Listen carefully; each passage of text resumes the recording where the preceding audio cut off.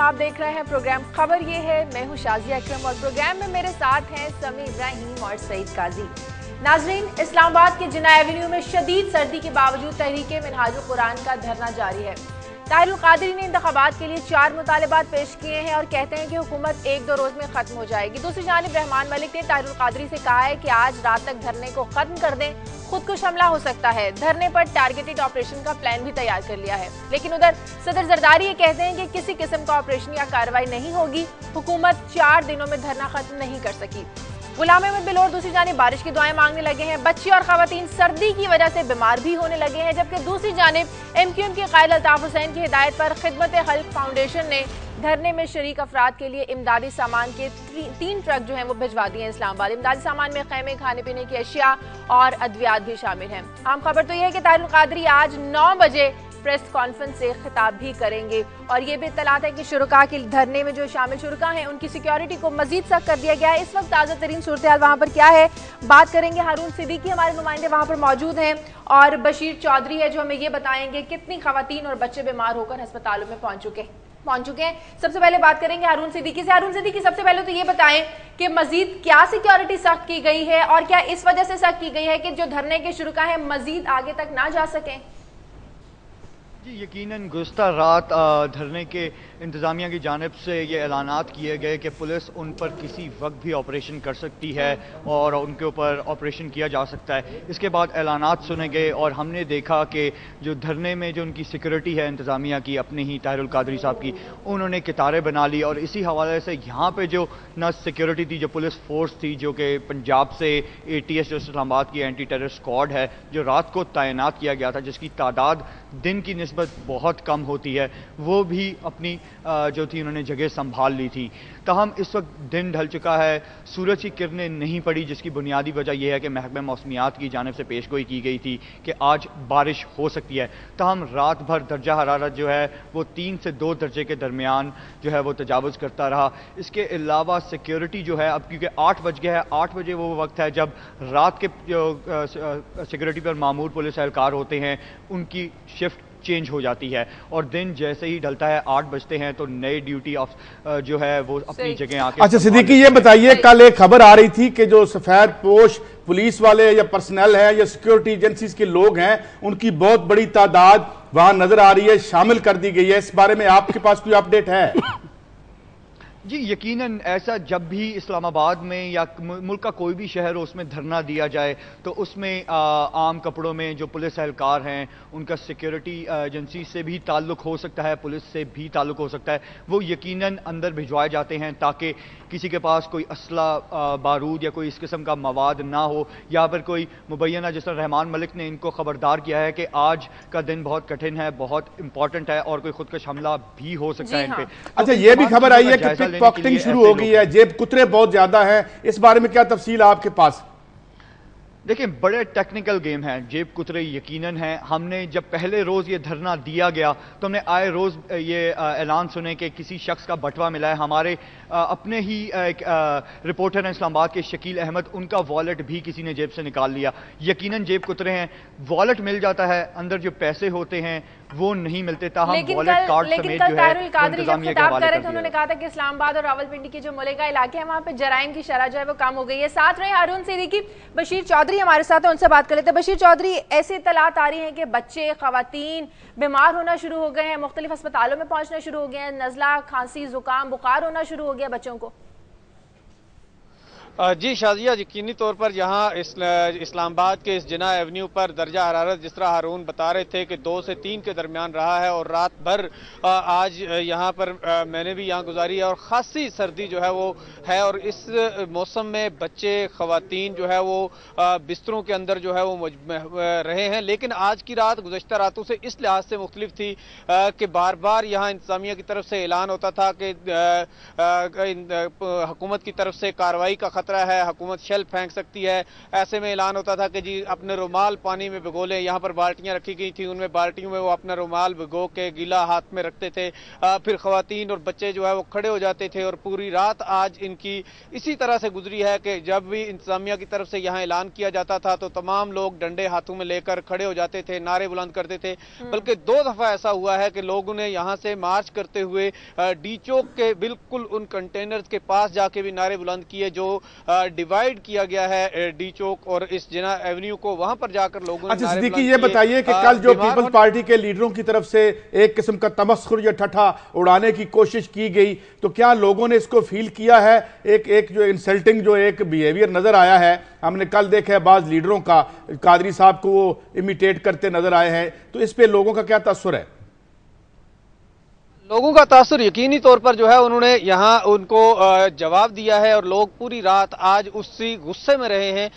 हमने देखा कि जो ही स्टेज की तरफ से ऐलान होता था तो लोग खड़े हो जाते थे और जो लोग लेटे होते थे या सोए होते थे उनको भी जो है वो साथ जगाते थे और वो उठ के नारे बुलंद करना शुरू कर देते थे और खास तौर पर जो मौजूदा हुकूमत है उसको जो है वो निशाना बनाते रहे हैं। और आज पूरी रात, जिस तरह मैंने पहले भी बताया कि इन लोगों की गुज़श्ता रातों की निस्बत मुख्तलिफ गुजरी है और पूरी रात ये इस तैयारी में रहे हैं कि अगर हुकूमत जो है वो किसी किस्म की कोई कार्रवाई करती है तो उसके खिलाफ जो है वो एक्शन लिया जाएगा और उसका मुकाबला किया जाएगा। मुझे सवाल करना था आपसे, मुझे ये बताइए कि जो खाने पीने की चीजें हैं वो भी मिल रही हैं या नहीं, और इस पर भी कुछ कमेंट कीजिए कि कल ये इतलात आ रही थी कि कोई खसूसी किस्म का नान बनाया गया है जिसमें कोई कैनेडियन विटामिन्स डाले गए हैं कि आप एक नान खाएं बस सारा दिन आपको भूख ही नहीं लगती। कोई ऐसी भी इतलात है या आपने वो नान खाया? समी साहब, मुझे तो वो नान नहीं मिला, लेकिन ये कि यहाँ खाने पीने के हवाले से गुज़श्ता 2 दिनों की निस्बत जो आज रात का खाना था वो खासा वाफिर खाना यहाँ पर देखा है हमने लोगों के पास। और इसके ना सिर्फ ये कि आम खाना था जिसमें चावल या बिरयानी वगैरह थी, बल्कि कुछ नान थे, इसके साथ साथ चाय भी लोगों को जो है वो आज सर्व की गई थी। और अब यहाँ थोड़ा सा इजाफा ये हुआ है कि लोगों को कुछ जो यहाँ इस्लामाबाद में जो अंडे बेचने वाले हैं वो भी रात को यहाँ मौजूद थे और वो बेच रहे थे, जो जिससे लोगों को अपनी जो सर्दी है उसको कंट्रोल करने में भी जो है वो फायदा हुआ है। और जिस तरह बच्चों का जिक्र हुआ था पहले कि वो बीमार हो रहे हैं, तो तकरीबन 300 लोग जो है वो उन्होंने मुख्तलिफ अस्पतालों का रुख किया और रात को एक शख्स जो है वो सर्दी से यहाँ बेहोश भी हुए, उन्हें जो है वो एम्बुलेंस के जरिए मुंतकिल किया गया। सही, ठीक है, बहुत शुक्रिया बशीर चौधरी आपका। हारून सिद्दीकी, आपका लगता तो ऐसी है कि खुदकुश हमले की बात हो रही हो, बीमारी की बात हो रही हो या बारिश की बात हो रही हो, वहां पर जो मुजाहिरीन है, जो शुरका है, उन्हें किसी किस्म का कोई खौफ नहीं है। मुझे यहाँ पर एक ब्रेक लेनी है, ब्रेक के बाद वापस आएंगे तो कुछ मजीद खबरें शामिल करें।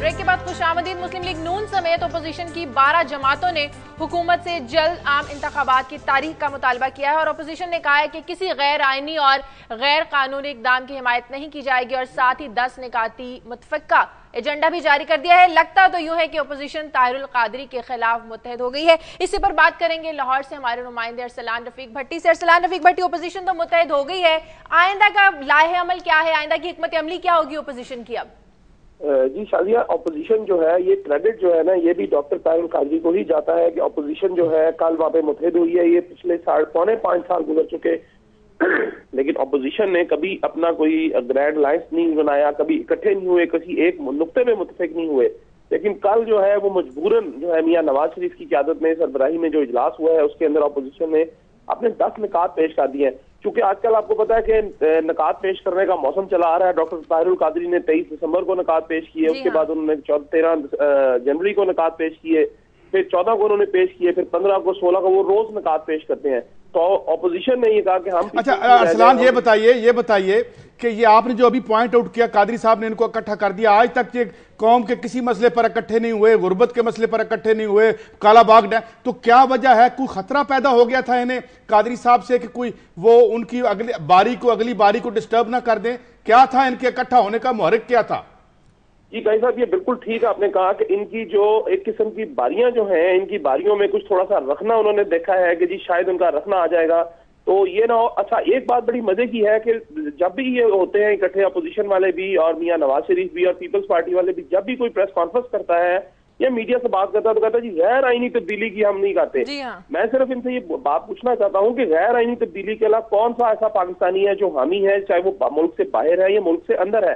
غیر آئینی اور غیر قانونی تبدیلی تو کوئی بھی نہیں چاہے گا. وہ میں بھی نہیں چاہوں گا، آپ بھی نہیں چاہیں گے، کوئی جو ہمارا پروگرام دیکھ رہے ہیں یا پاکستان کا کوئی بھی ذی شعور آدمی جو ہے وہ غیر آئینی غیر قانونی تبدیلی نہیں چاہتا. لیکن ان کا جو محرک اکٹھا ہوا ہے، ان کا جو محرک ہے اس کے پیچھے وہ یہی تھا کہ جی ہم اپوزیشن جو ہے اب کم از کم گورنمنٹ پہ پریشر بڑھایا جائے. ان کا ایک پوائنٹ یہ ہے کہ گورنمنٹ کو جو ہے، چونکہ اب آلریڈی قادری صاحب نے گورنمنٹ کو کافی حد تک جو ہے کارنر کیا ہوا ہے، اسلام آباد میں بیٹھ کر پچھلے 3 سے 4 روز ہو گئے ان کو، تو ان کو ایک پریشر جو ہے اس دیوار جو گر رہی ہے اس کو مزید گرایا جائے، اس کو دھکا دیا جائے تاکہ کسی بھی طرح جو الیکشن ہے اس کی ڈیٹ اناؤنس کرائی جائے، نگران سیٹر کے اوپر بھی پریشر بلڈ اپ کیا جائے. بہت شکریہ ارسلان رفیق بھٹیا آپ کا. سمیع صاحب، اپوزیشن کے پاس بھی ایک اچھا موقع تھا کہ اپنے جو ان کے مطالبات ہیں انتخابات کی ڈیٹ کا ہو گیا، الیکشن کمیشن جو نگران حکومت ہو گیا، اس کا کیا ان کے پاس بھی ایک اچھا موقع کہ اپنے مطالبات دو باتیں کروں گا. ایک تو ابھی ارسلان بھٹی صاحب کہہ رہے تھے کہ کوئی ذی شعور آدمی جو غیر آئینی اور غیر قانونی تبدیلی کی حمایت نہیں کر سکتا، لیکن طاہر القادری صاحب کی جو اس وقت ڈیمانڈز ہیں وہ ڈیمانڈز ہی غیر آئینی ہیں. کیئر ٹیکر میں فوج کو شامل کیا جائے، عدلیہ کو شامل کیا جائے، الیکشن کمیشن کو تحلیل کیا جائے. آئین اور قانون میں اس کی کوئی گنجائش ہی موجود نہیں ہے، اور وہ بھی غیر آئینی ہے کہ روٹی دے دو، ان کو جابز دے دو. آئین کی جو آرٹیکل 337 ہے 38 دیکھیں یہ مجھے بتائیں نا. وہ کہہ رہا ہے کہ روزگار دے دو، وہ کہہ رہا ہے کہ چوروں کو الیکٹ مت کرو 61 62 کے تحت. میں ان کا کوئی سپورٹر نہیں ہوں، نہ ہی میں سمجھتا ہوں کہ وہ ڈیلیور کر پائیں گے، مگر یہ بات یہ فوراً نہیں. میرے یہ کہنا ہے اس بات کو آپ انشور کیسے کریں گے؟ کون 61 دیکھیں 61 62 تو میں کہتا ہوں بد دیانتی سے ڈالی گئی تھی ضیاء الحق کے زمانے میں، مگر عملی طور پہ کیا ہے؟ عملی طور پہ کرائیٹیرین کیا ہے؟ آپ کا بینک بیلنس، زمین کا کتنا بڑا قطع آپ کے پاس ہے. ایف بی آر کہہ رہا ہے آپ 500 ارب روپے سے 1500 ارب روپے کی سالانہ چوری کریں. تو اس وقت جو عملی طور پر معیار ہے وہ آپ کی ویلتھ ہے، نہ کہ آپ کی کوئی پولیٹیکل حکومت ہے، نہ آپ کی تعلیم ہے، نہ آپ کا کوئی کیریکٹر ہے. تو یہ جو ان کے مطالبے ہیں وہ تو میرے خیال میں غیر آئینی نہیں ہے. اب میں دوسری بات کرتا ہوں کہ یہ جو کل سارا جو اجلاس ہوا وہاں پر، اس میں آپ دیکھیں یہ صرف یہ بظاہر تو یہ اپوزیشن پارٹیز کا تھا جو پارلیمنٹ کے اندر تھی، اس میں جماعت اسلامی بھی گئی ہیں، اور اس کے ساتھ ساتھ جو ایک اہم ڈیولپمنٹ ہوئی، اگرچہ عمران خان نے اپنا اجلاس علیحدہ کیا لیکن انہوں نے بھی یہی کہا کہ میں طاہر القادری کے دھرنے میں شریک نہیں ہوں گا.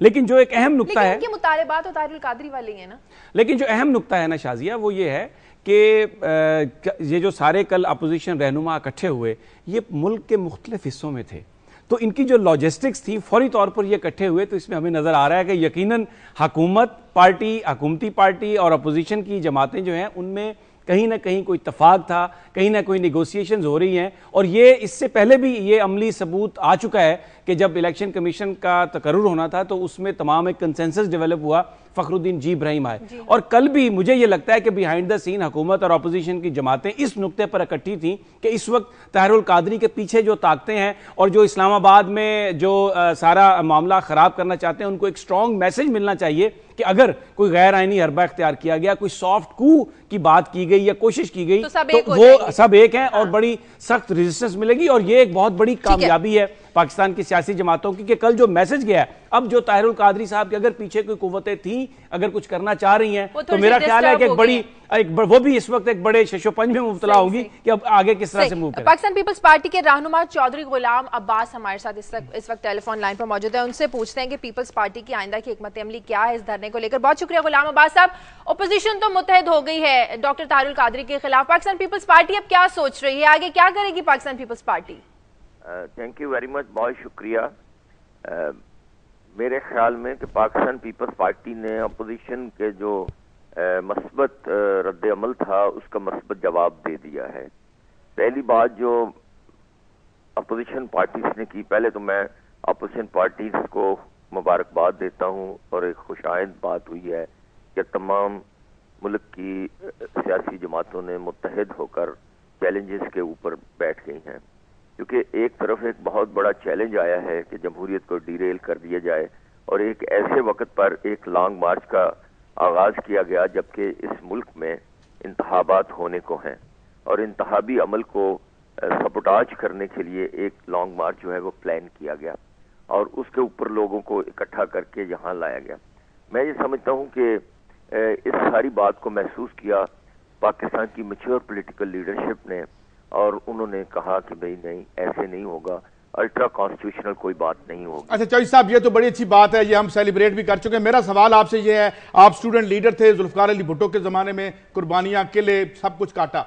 आपके जो बुनियादी मंशूर था उसका आप तो नाम नहीं लेते, अब उसका नाम कादरी साहब ले रहे हैं। उनसे हो पाएगा या नहीं हो पाएगा ये अलग कहानी है। अब आपके तमाम जो असासी दस्तावेज थी उससे हट के अब शहरी रहमान साहबा या और लोगों का लिखा हुआ मंशूर है। तो बात यह है कि आप और आज यूं लगता है कि एक प्लेटफॉर्म पे हैं वो पार्टियां जिनके खिलाफ आपने नजरियाती और सियासी स्ट्रगल की थी, और अब कादरी साहब की शक्ल में आवाम की लीडर तलाश कर रही है जो शायद अभी उन्हें नहीं मिला। क्या कहेंगे? देखिए, बात यह है कि पाकिस्तान पीपल्स पार्टी की बुनियादी दस्तावेज में कोई तब्दीली नहीं है। पाकिस्तान पीपल्स पार्टी बिल्कुल अपनी जगह पे खड़ी है, और हम महसूस करते हैं कि इस मुल्क में रास्ता एक ही है, और वो भुट्टोइज्म का है और शहीद जुल्फकार अली भुट्टो के बताए हुए रास्ते का है। इसके अलावा कोई रास्ता नहीं है। प्रॉब्लम यह है कि पाकिस्तान के अंदर जब भी जमहूरियत मुस्तकम होने लगती है, इसके ऊपर शबखून मारा जाता है, और पाकिस्तान पीपल्स पार्टी को हमेशा फेस करना पड़ा है कि एक रिग्ड इंतखाबात हमेशा हुए हैं।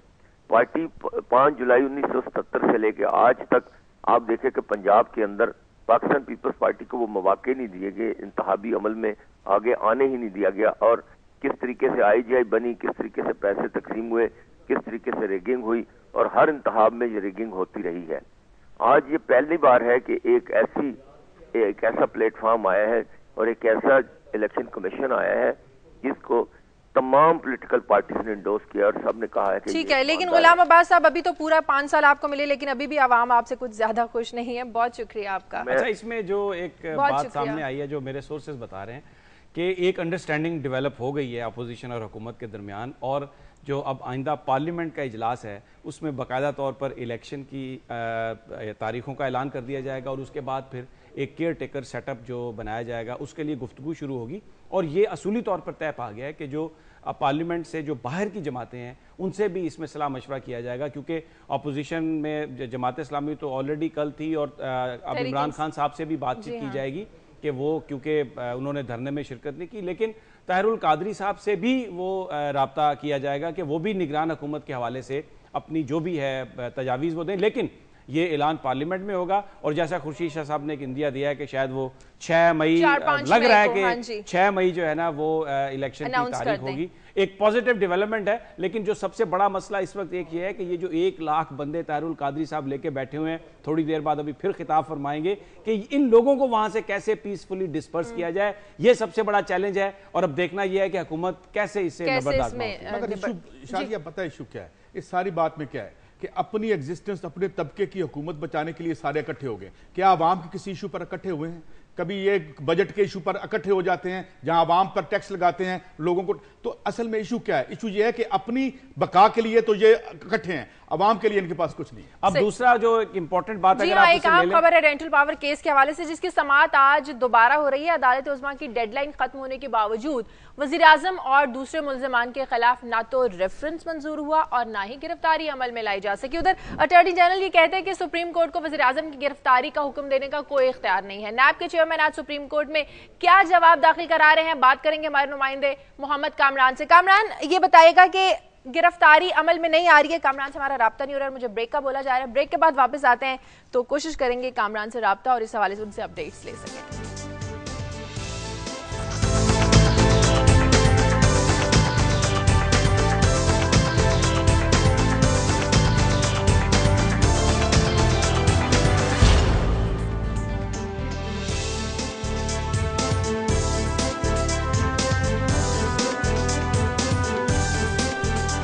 ब्रेक के बाद खुशामदीद। रेंटल पावर केस की समाअत आज हो रही है।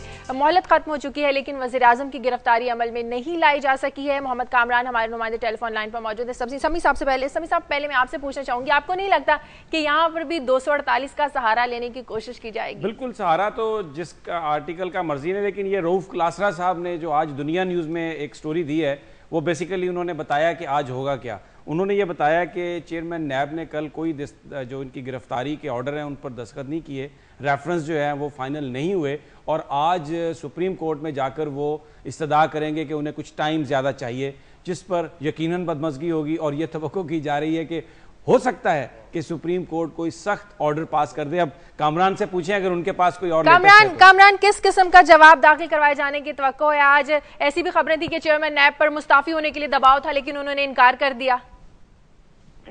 जी शाजिया, आज चेयरमैन फसी बुखारी जाती हैसियत में मतलब खुद पेश होंगे सुप्रीम कोर्ट में। उन्हें डायरेक्टिव यही थी कि जब इसकी समाअत होगी 17 को तो उन्हें खुद आना होगा। आज वो खुद आएंगे और वजूहात बताएंगे कि सुप्रीम कोर्ट का एक और ऑर्डर उन्होंने क्यों वायलेट किया। ये जो परसों 2 दिन पहले वजीर आजम की गिरफ्तारी और रेफरेंस की फाइनलाइजेशन से मुतालिक डायरेक्टिव थी, ये भी एक हुक्मनामा था और ये during course of the day के अहकाम थे कि इसको एक दिन में यानी 24 घंटे में आप इसको मुकम्मल कर लें, रेफरेंस की मंजूरी दें और मुलजमान को गिरफ्तार करें। तो ये नहीं हो सका, तो ये भी एक और वायलेशन हो गई है जो कि नैब चेयरमैन को भुगतना होगी। मैं बताता चलूं कि चेयरमैन नैब के खिलाफ इससे पहले इसी केस में कंटेम्प्ट नोटिस की कार्रवाई जो है वो चल रही है। He is under contempt notice. उनके खिलाफ कार्रवाई जो है इसी बात पर चल रही है कि उन्होंने इस पर अमल दरामद क्यों नहीं किया। और इसके अलावा चेयरमैन नैब की तैनाती भी चैलेंज हुई है सुप्रीम कोर्ट में ही। Chaudhary Nisar Ali Khan opposition leader. अच्छा कामरान ये बताइए कि जो एक टेंशन और चल रही थी अदालत और एग्जीक्यूटिव के दरमियान, जो इस्लामाबाद हाई कोर्ट के 2 जजेस की तकर्री थी, तो उसका नोटिफिकेशन तो कल कर दिया हुकूमत ने, तो क्या आप समझते हैं कि इससे कुछ आज टेम्परेचर जो है कोर्ट का कुछ कम होगा, कुछ चीफ जस्टिस भी इस जेस्चर को लेंगे? नहीं समी साहब, मैं नहीं समझता कि इसमें कोई रियायत जो है वो बरती जाएगी। कोई सुप्रीम कोर्ट बुराए रास्त हुक्म तो नहीं देगी वजीर आजम की गिरफ्तारी का, यानी वो किसी और अथॉरिटी को तो नहीं कहेगी क्योंकि मामला नैब चेयरमैन नैब के पास है। लेकिन चेयरमैन नैब के खिलाफ कोई ना कोई सख्त आर्डर जो है वो यकीनी तौर पर आ सकता है। सुप्रीम कोर्ट ने तो कंटेम्प्ट नोटिस में वजीर आजम को भी नहीं बख्शा, उन्हें भी सजा हो गई। तो चेयरमैन नैब जो है वो तो मुझे नहीं वो क्या उधर पेश करेंगे और अदालत को किस तरह से मुतमईन करेंगे। सही, ठीक है, बहुत शुक्रिया कामरान। जैसी समाज शुरू होगी हम आपसे मजीद अपडेट्स लेंगे। बहुत शुक्रिया आपका। अब कुछ बात कर लेते हैं लाइन ऑफ कंट्रोल मामले की, जिसमें कशीदगी बढ़ी है। कल डीजी मिलिट्री ऑपरेशंस में तबादला ख्याल भी हुआ और इस बात पर इत्तफाक किया गया है कि इस टेंशन को कम किया जाएगा। हमारी वजीर खारजा हिना रब्बानी खैर समी साहब न्यूयॉर्क में है, वो भी अमन की बात करती है, लेकिन आपको लगता है कि टेंशन कुछ कम होगी जब भारत की तरफ से कुछ सख्त किस्म के जब बयानात आएंगे, तो टेंशन कैसे कम होगी? जो प्रैक्टिकल सिचुएशन है वो तो बड़ी इस वक्त मुश्किल है और बज़ाहिर एक बड़ी टेंशन नजर आ रही है कल। लेकिन आपने जिक्र किया हिना रब्बानी खैर साहबा का, तो कल उन्होंने एक एशिया सोसाइटी में बड़ी एक इंपॉर्टेंट स्पीच की और उसके बाद जब सवालों जवाब का सेशन था तो उन्होंने ये सवाल उनसे किया गया कि क्या आप अभी भी जो हक्कानी नेटवर्क है उसको समझते हैं कि वो पाकिस्तान का कोई असासा है? तो उन्होंने कहा कि बिल्कुल ऐसा नहीं समझते और जो कोई ये समझता है वो पाकिस्तान के ख्यालात का तर्जुमान नहीं है। तो उस पर यह सवाल किया उसी रिपोर्टर ने कि 4 साल कबल हमने जब जनरल इशफाक परवेज कियानी का इंटरव्यू किया था तो उन्होंने तो उनको स्ट्रेटेजिक डेप्थ करार दी थी। तो उन्होंने कहा कि नहीं, वो बहुत सारे 30 लाख अफगान मुहाजिरीन हमारे पास इस वक्त मौजूद हैं और वो जो हक्कानी साहब हैं वो भी उनमें से एक हैं। अगर वो मुहाजिरीन वापस जाएंगे तो वो भी चले जाएंगे। और उन्होंने कहा कि कियानी साहब बिल्कुल ये नहीं समझते कि हक्कानी जो हैं वो पाकिस्तान का कोई नेटवर्क है, पाकिस्तान की फौज ये नहीं समझती इस तरह की कोई बात। तो ये एक बड़ी इंपॉर्टेंट पॉलिसी स्टेटमेंट है जो उन्होंने वहां पे दी है। तो मुझे ये लगता है कि अगर ये मुज़ाकरात की बात चलती रही जैसे कल डीजी मिलिट्री ऑपरेशन में बात की है तो उससे यकीनन टेंशन जो है वो कम होगी, क्योंकि इस वक्त टेंशन में जाना गालबन किसी के मफाद में नहीं है। मफाद में नहीं है। काई साहब आपकी खबरों की तरफ आते हैं। जी शाजिया, मैं सिर्फ इतना अर्ज कर दूं कि ये जितनी टेंशन्स हैं मुझे ये हमेशा जाली लगी हैं। इनके इंटरनल इश्यूज होते हैं, फिर ये मिलते हैं, फिर एशिया पैसिफिक सोसाइटी में तकरीर करके फिर वापस चले जाते हैं। तो ये एक खेल है जो चल रहा है, क्योंकि असल बात वही है जो कल यहाँ पे सैगल साहब ने कर दी। मैं ये अर्ज करना चाहता हूँ कि मेरी जो पहली स्टोरी है, मगर ये है ज़रा, हम तो अभी कैनेडियन नान्स की बात कर रहे हैं, मगर मैं AFP की स्टोरी है जो कि एक आलमी खबर रसां एजेंसी है, उसने एक नौजवान का इंटरव्यू किया। मगर ये इंटरव्यू सुनाने से पहले मैं आपको एक वाक़या आज बड़ा मुख्तसरन सुनाना चाहता हूँ जो मुन्नू भाई ने नरेट किया था कि एक दफ़ा जुल्फ़कार अली भुट्टो के साथ वो ट्रैवल कर रहे थे, तो जब कार में तो एक जगह पे मॉब ने उनको रोक लिया और बाहर निकल के मॉब नारे लगा रहा था इनकलाब इनकलाब। तो बाहर निकल के भुट्टो ने इनकलाब की तकरीर की और जब वो आगे सफ़र पर चले तो भुट्टो ने मुड़ के देखा और कहा, रामे साहब पीछे बैठे थे, रामे we may not but they mean it. शायद हम इनकलाब चाहें या ना चाहें, वो चाहते हैं। मैं इसी रेफरेंस से एक जुबैर नामी बच्चे की कहानी सुनाना चाहता हूं जो किसी दूर उफ्तादा गांव से चल के कादरी साहब के मार्च में आया है। تو اے ایف پی کے جب نمائندے نے اس سے بات کی تو پہلے تو بات کا جواب دینے سے پہلے اس کی آنکھوں پہ آنسو تھے اور وہ کہنے لگا کہ ہو سکتا ہے شاید ہماری دکھ اور ہماری بزری کم ہو جائے. میں ایک دور افتادہ گاؤں سے چل کے آیا ہوں, میری جیب خالی ہے. اور نمائندہ لکھتا ہے کہ اس کے کپڑے بھی پراپر نہیں تھے, اس نے پراپر کپڑے نہیں پہن رکھے تھے اور سردی میں وہ ٹھٹر رہا تھا.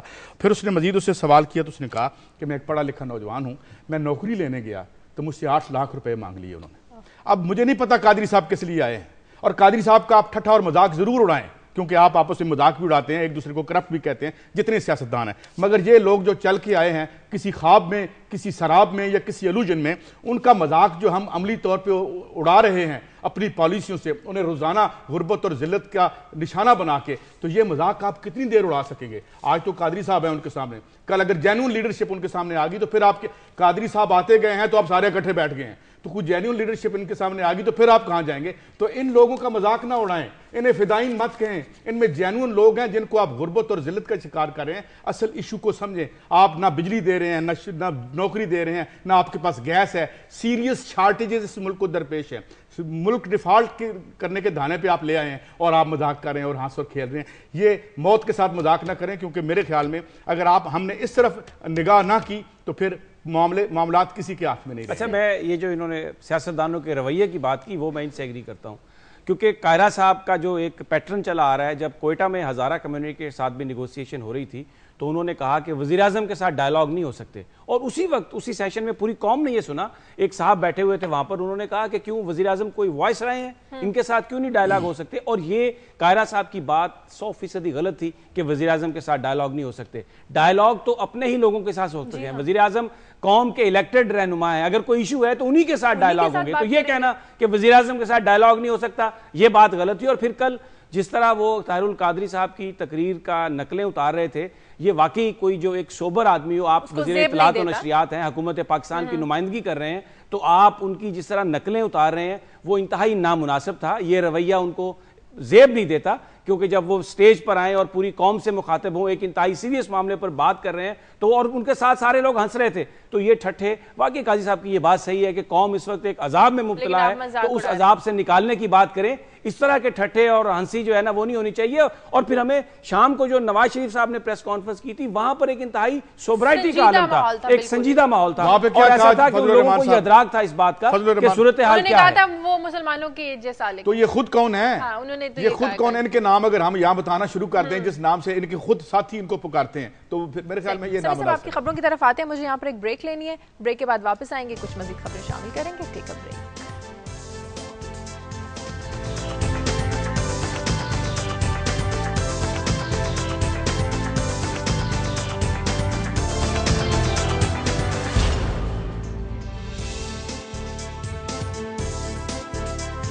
بریک کے بعد خوش آمدید جی. سمی صاحب آپ کی سٹوریز کی طرف آتے ہیں. شادیہ, میں نے جو آج سٹوری چنی ہے وہ کیونکہ امریکہ میں آپ کو پتا ہے 1-2 ماہ قبل نیو ٹاؤن میں کنیکٹیکٹ میں ایک واقعہ ہوا تھا اسکول میں, جس میں 20 بچے جو ہے نا وہ فائرنگ کے نتیجے میں ہلاک ہو گئے تھے. تو امریکہ میں ایک بڑی ڈیبیٹ ہوئی کہ گن کنٹرول ہونی چاہیے اور لاز میں تبدیلی آنی چاہیے. تو کل پریزیڈنٹ اوباما نے ایک تقریر کی جس میں انہوں نے کہا کہ ہم قوانین میں بھی تبدیلی کر رہے ہیں, اور انہوں نے ایک بچی کا ذکر کیا کہ جو اس حادثے میں ماری گئی تھی, 7 سالہ گریس میکڈونلڈ, کہ وہ ایک پینٹر بننا چاہتی تھی, اور اس کو جب وہ گئے وہاں پر تو اس کے پیرنٹس نے ایک پینٹنگ دی ان کی, اور وہ انہوں نے اپنے اسٹڈی روم میں لگائی, جو انہیں ریمائنڈ کرتی ہے, ہمیشہ یاد دلاتی ہے کہ یہ جو معصوم بچے ہیں ان کی حفاظت کے لیے انہیں کو قانون سازی کرنی. آئیے پہلے وہ اگر ہمارے پروڈیوسر صاحب سنوا سکیں کہ پریزیڈنٹ اوباما نے کل کہا کیا. And when I visited Newtown last month, I spent some private time with many of the families who lost their children that day. And one was the family of Grace McDonald. Grace's parents are here. Grace was 7 years old when she was struck down. Just a gorgeous, caring, joyful little girl. I'm told she loved pink.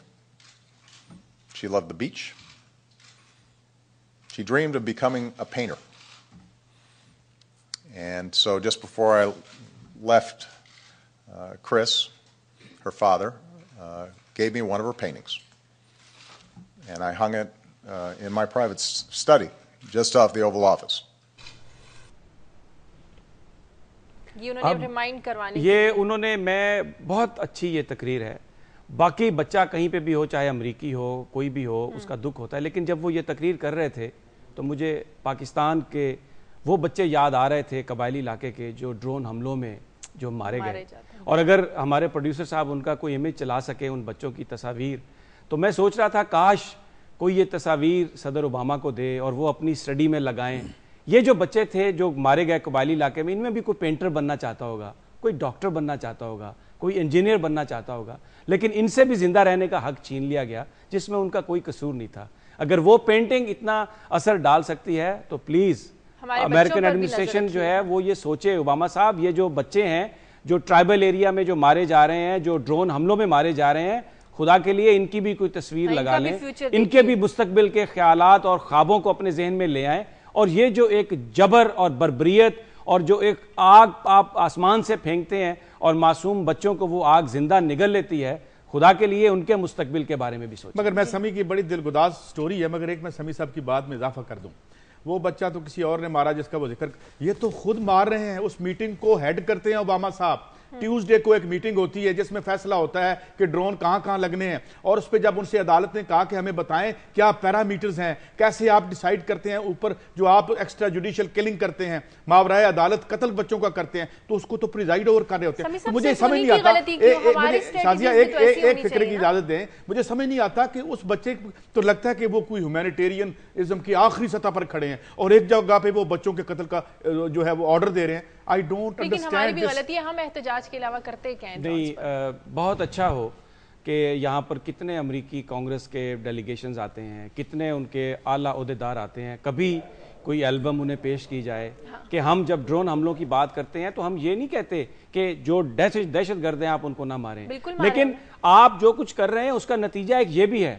خدا کے لیے اس result کو بھی دیکھیں اور ان تصاویر کو دیکھیں. تو اگر جرأت سے اور اگر غیرت سے، ہمت سے اگر ہمارے سیاستدان، ہمارے قائدین اگر یہ بات کریں، اپنا موقف بیان کریں، تو it will make a difference. Definitely it will make a difference. صورتحال بدل سکتی ہے.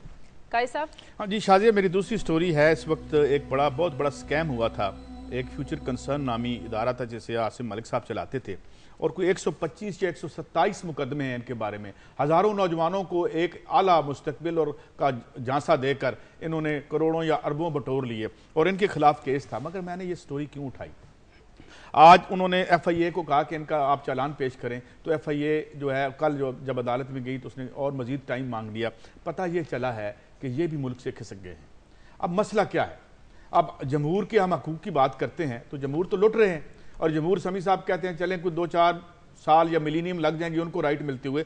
ان کا رائٹ ان ایلینیبل ہے انفرادیوں کا، کہ یہ جہاں جاتے ہیں ہر انٹری پوائنٹ پہ اس ملک سے نکلنے کے لیے یہ پام گریزنگ کرتے ہیں، مٹھی گرم کرتے ہیں اور نکل جاتے ہیں، اور اوپر ہمارے نمائندے بیٹھے ہوئے ہیں. اور یہ میں مثال اس لیے دے رہا ہوں، اس سے پہلے بہت سی مثالیں ہم دے کے تھک چکے ہیں. تو یہ کیا ایشو ہے؟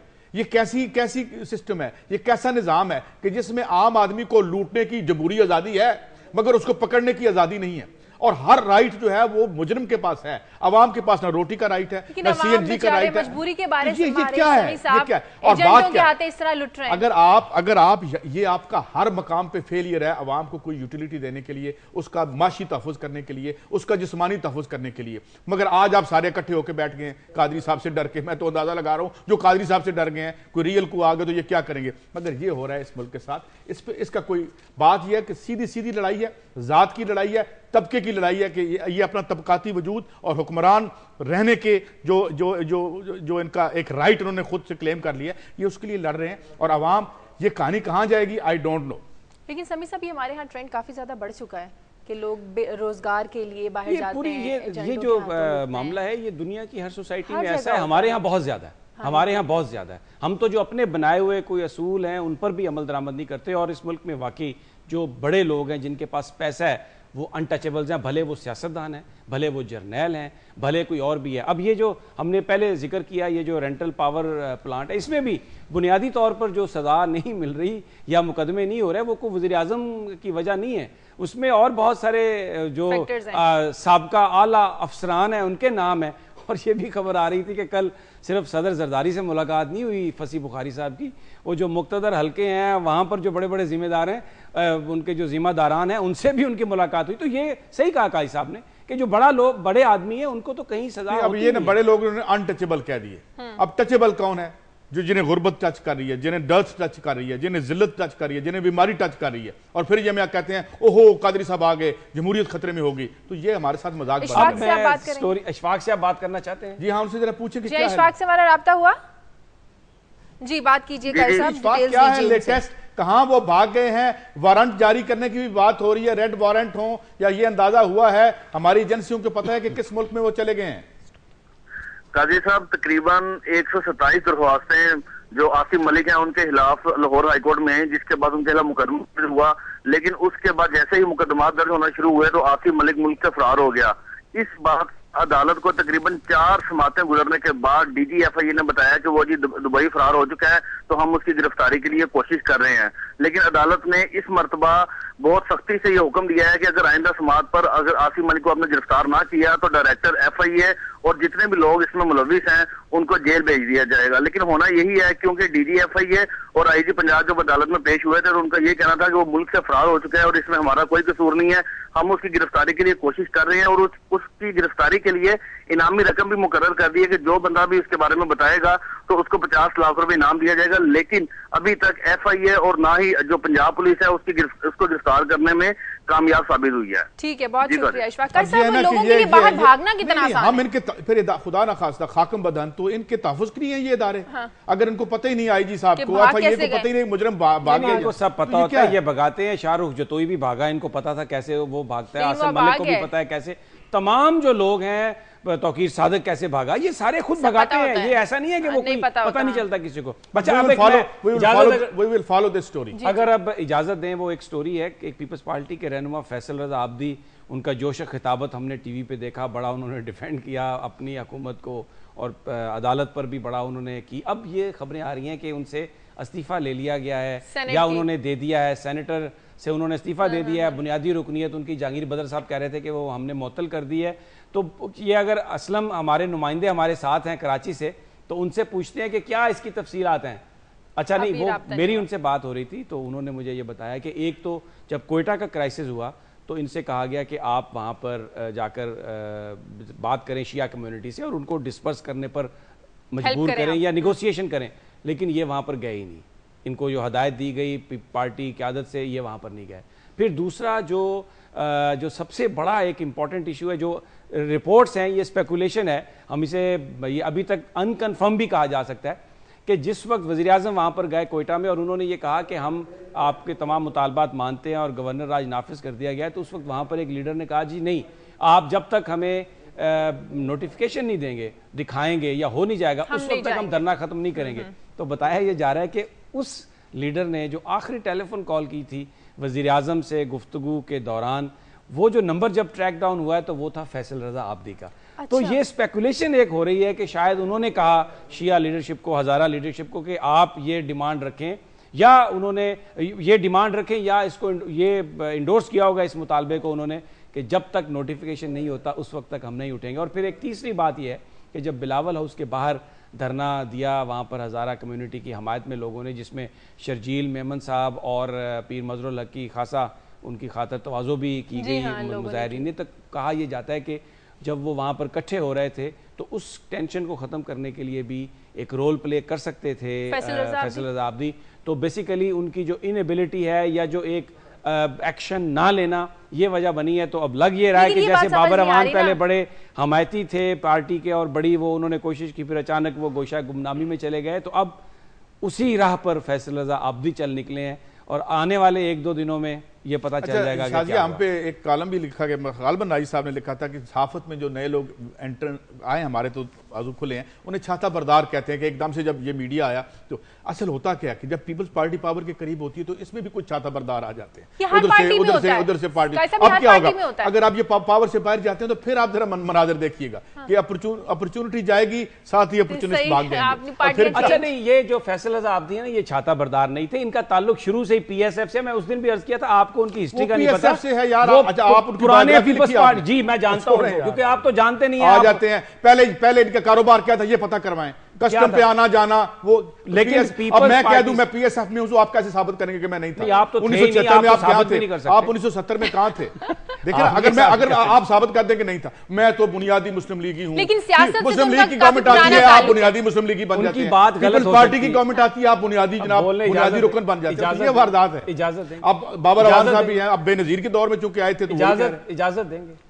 بات یہ ہے کہ وہ ان کی بہت خرابیاں ہو سکتی ہیں، لیکن پیپلز پارٹی سے جو ان کی وابستگی ہے نا وہ نہایت پرانی ہے۔ اچھا پیپلز پارٹی، وٹو صاحب بھی پیپلز پارٹی کے بنیادی رکن ہیں، یہ جو وٹو صاحب یہاں لگائے گئے، تو یہ اس طرح کی واردات ہے۔ پروگرام کا وقت ختم ہو گیا ہے سمیع صاحب، پلیز جی کریں بریک، وغیرہ پتہ نہیں ہے میں پانی کا گلاس اٹھا کے پروگرام کا وقت ختم ہو گیا۔ پروگرام کے لیے آپ فیڈ بیک دیجیے، خبر@duniatv.tv پر۔ اجازت دیجیے، اللہ حافظ۔